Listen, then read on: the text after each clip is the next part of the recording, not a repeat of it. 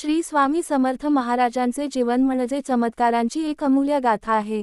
त्यांच्या कृपेने असंख्य भक्तांना अकल्पनीय अनुभव आले आहेत। या व्हिडिओ मालिकेत आपण जाणून घेणार आहोत स्वामींच्या अद्भुत चमत्कारांच्या कथा, ज्या भक्तांची श्रद्धा दृढ करतात आणि जीवनात नवा प्रकाश देतात।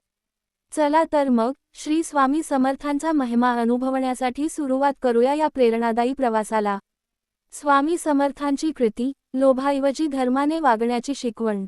स्वामी समर्थ महाराजांनी आपल्या कृतीतून एका धनलोभी पुजाऱ्याला चांगलाच धडा शिकवला। स्वामी समर्थ मोठे दयाळू होते। पुजाऱ्याला चुकीची जाणीव झाल्यावर सत्कर्म, सदाचार, सचोटीने वागण्याचा उपदेश स्वामींनी दिला। नेमके काय घडले, जाणून घ्या। ब्रह्मांडनायक स्वामी समर्थ महाराजांनी आपल्या अनेक कृतीतून अनेकांना मोलाचे धडे, शिकवण दिली। स्वामी समर्थांनी केलेल्या उपदेशामुळे अनेकांचे कल्याण झाले, अनेक जण स्वामींचे भक्त झाले ते कायमचेच। भिवू नकोस, मी तुझ्या पाठीशी आहे, हा आश्वासक आणि सकारात्मक मंत्र अनेकांच्या जीवनाचा अविभाज्य भाग बनला आहे। अशक्यही शक्य करतील, अशी भक्तांची गाढ श्रद्धा स्वामी समर्थ महाराजांवर आहे।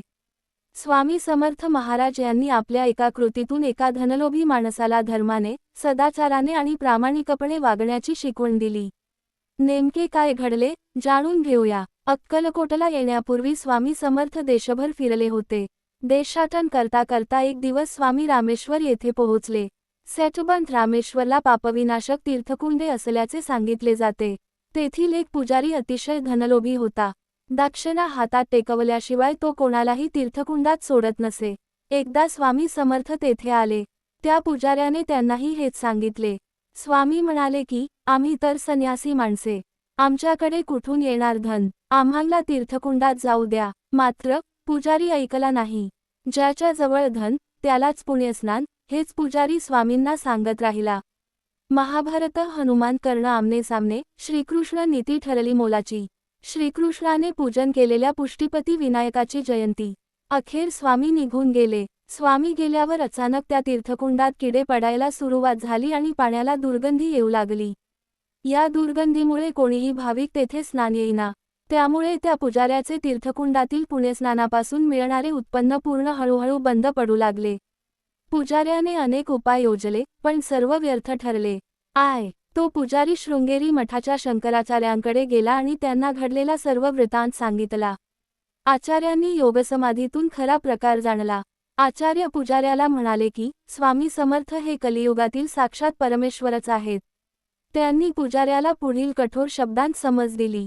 आजपासून धनलोभ सोडून लोकांचा छळ करणे बंद करा। सर्व भक्तांचे आदरातिथ्य करावे, मृदुवचनांचा वापर करावा। सद्धर्माने वागलात तरच धन आणि यश मिळेल, असा उपदेश केला।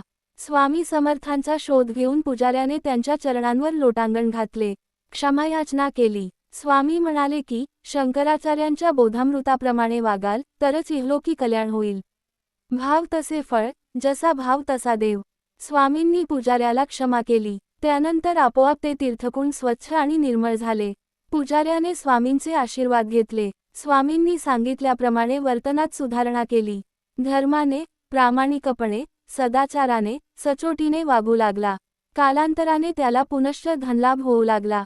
स्वामी समर्थांनी या पुजाऱ्याला शिकवलेल्या धड्यामुळे पंचक्रोशीतील सर्वच पुजारी आणि सेवेकरी मंडळी धर्माने, सदाचाराने, प्रामाणिकपणे आणि सचोटीने वागू लागली। आजच्या काळातही स्वामी समर्थ महाराजांचा उपदेश तंतोतंत लागू पडतो, असेच म्हणावे लागेल।